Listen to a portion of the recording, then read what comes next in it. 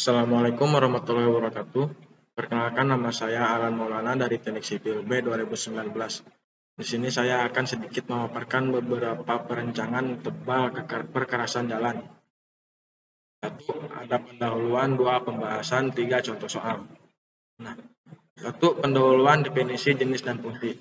Definisi perkerasan jalan raya: bagian jalan raya yang diperkeras dengan lapis konstruksi tertentu yang memiliki ketebalan, kekuatan, dan kekakuan, serta kestabilan tertentu agar mampu menyalurkan beban lalu lintas di atasnya ke tanah dasar secara aman. Jenis berdasarkan bahan pengikatnya. 1. Perkerasan lentur, fleksibel, pavemen, aspal sebagai bahan pengikat. 2. Perkerasan kaku, rigid, pavemen, semen, portal semen sebagai bahan pengikat. 3. Perkerasan komposit, kombinasi antara perkerasan lentur dan perkerasan kaku. Terus ada fungsi lapisan permukaan, penahan beban roda, stabilitas tinggi untuk beban kedap air sehingga air tidak meresap ke bawahnya. Lapisan arus yang menahan gesekan akibat rem yang menyebabkan beban ke bawahnya. 2. Lapisan pondasi atas, bagian perkerasan yang menahan gaya lintang dari beban roda dan menyebarkan beban ke bawahnya. Lapisan peresapan pondasi bawah dan bantalan lapisan permukaan. 3. Lapisan pondasi bawah, bagian yang menyebarkan beban ke tanah dasar. Efisiensi penggunaan material lebih murah dari lapisan atas. Lapisan agar pekerjaan lancar, mencegah partikel halus tanah naik ke atas. 4. Lapisan tanah dasar. Lapisan tanah ini dapat terdiri dari tanah asli, galian, dan timbunan. 2. Pembahasan. Fungsi perkerasan: menerima dan menyebabkan beban lalu lintas tanpa kerusakan dan untuk kenyamanan. Apa saja yang mempengaruhi faktor-faktor hasil perencanaan? 1. Beban lalu lintas, sifat tanah dasar, fungsi jalan, kondisi lingkungan, kinerja perkerasan, pavemen performance, umur berencana, sifat dan banyak material tersedia di lokasi, bentuk geometrik jalan, dan terakhir kondisi perkerasan saat ini. Nah, untuk perkerasan jalan, bagian perkerasan jalan umumnya meliputi lapis pondasi bawah, lapis pondasi, dan lapis permukaan. Nah, di sini ada gambar susunan lapisan perkerasan. D1 merupakan lapisan permukaan, D2 lapisan pondasi, D3 lapisan pondasi bawah. Nah, di sini ada beberapa beban lalu lintas yang dimana ada mobil penumpang, terus truk, dan trailer yang lainnya. Terus di sini juga di gambar ini juga ada beberapa muatan-muatan yang harus maksimum dan minimumnya. Definisi lintasan sumbu standar: kendaraan yang memiliki sebagai konfigurasi sumbu, roda, dan bervariasi dalam total beban yang diseragamkan dengan menggunakan satuan lintasan sumbu standar atau ESAL, Equivalent Single Axle Load. Sumbu standar adalah sumbu tunggal beroda ganda dengan kriteria: 1. Beban sumbu 18.000 pon,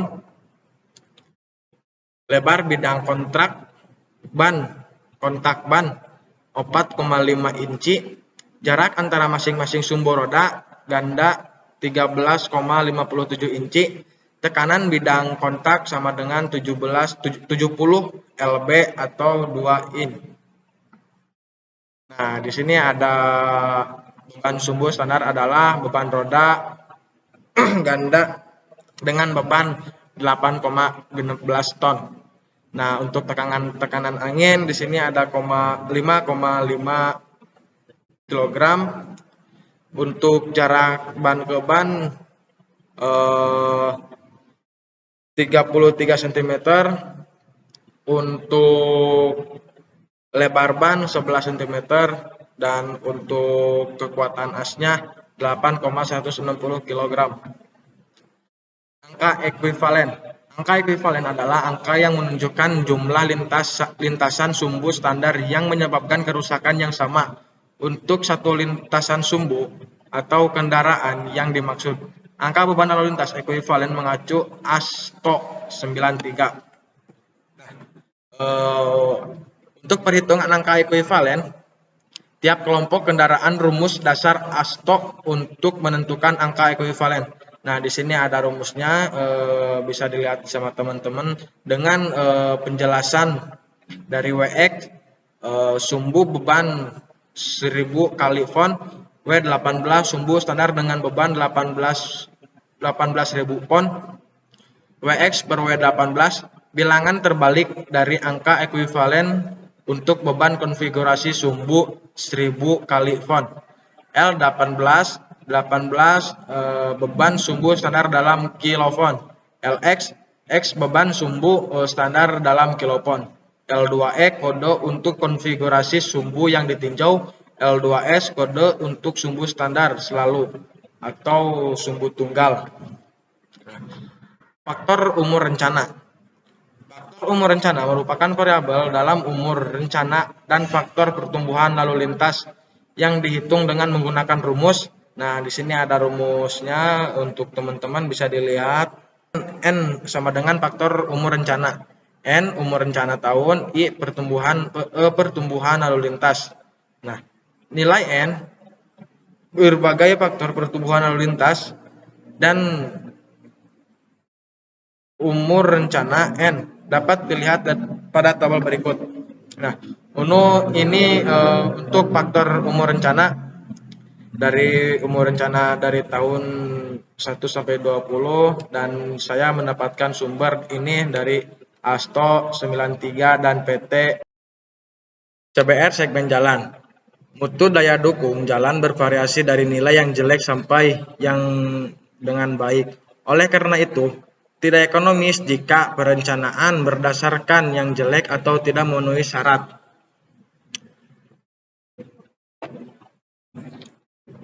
Berdasarkan nilai yang terbesar saja. Oleh karena itu, sebaiknya panjang jalan dibagi atau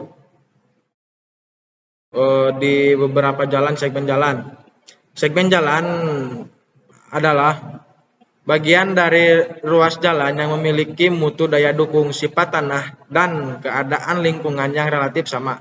Nah, untuk nilai CBR dengan metode analitis, CBR segmen sama dengan CBR rata-rata min KS.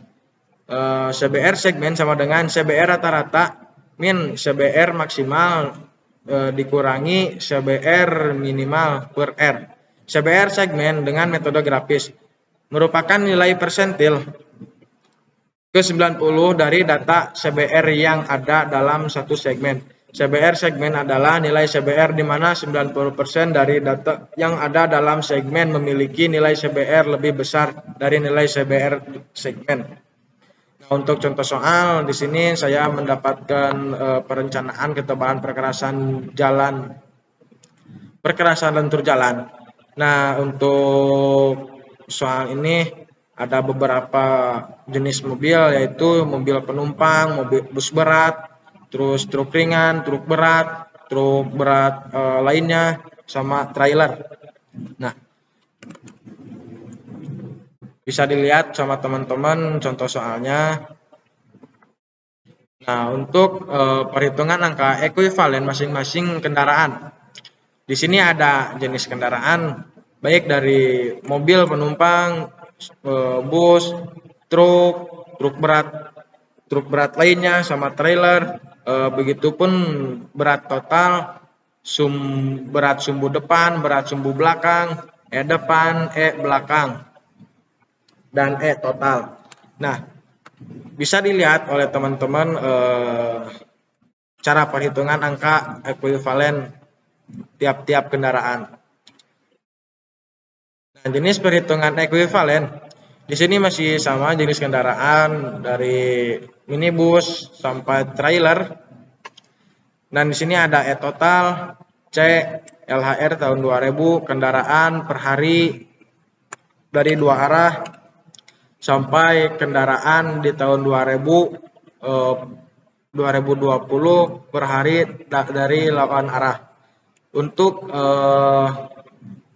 LEV tahun 2000 ITS EK per hari per lajur.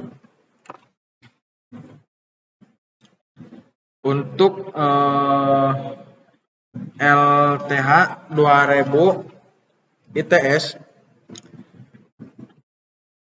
EK 2020 ITS EK sama LHR sama lajur. Nah, di sini juga ada beberapa sumber, mulai dari perencanaan dengan menggunakan kurva indeks permukaan awal. Dengan menggunakan kurva indeks permukaan awal, IVO sama dengan 3,9 kurangi 3,5 dan indeks permukaan akhir 2,5, maka diperoleh nilai ITP koreksi sama dengan 11,4. ITP-nya A1, D1 sama tambah A2, D2 tambah A3, D3. Jika ketebalan lapis permukaan dan fondasi atas diambil minimum, yaitu ITP 11,4 adalah 10 cm dan 20 cm dengan nilai A1 D3 adalah 0,4 dan 0,28 dan A3 sama dengan 0,13. 11,4 sama dengan 0,4 dikali 10 tambah 0,28 kali 20 tambah 0,3 13 D3, maka diperoleh nilai D3 sama dengan 13,84 cm. Nah, untuk ketebalan masing-masing lapisan perkerasan. Untuk lapisan perkerasan, lapisan permukaan, lapisan fondasi atas, lapisan fondasi bawah, tanah dasar. Nah, begitupun jenis-jenis lapisan dan jenis koefisien yang relatif dan ketebalannya bisa dilihat sama teman-teman, mungkin sudah jelas ya. Nah, untuk contoh perhitungannya bisa dilihat dari teman-teman. Untuk harga CBR 4,2, 3, 4, 4, 6, 8, 4, 5, 6, 5, 7, 8, 6, 7, 9,5. Untuk segmen pertama 4,2, 3, 4, 4, 6, 8, sisa segmen kedua. Nah, untuk CBR rata-rata segmen pertama 4 tambah 2 tambah 3 tambah 4 tambah 4 tambah 6 tambah 8 tambah 4 per 8 sama dengan 4,375. Untuk CBR segmen rata-rata dikurangi CBR maksimum dikurangi CBR minimal per R. 4,375 dikurangi 8 kali 2 per 2,96 sama dengan 2,34.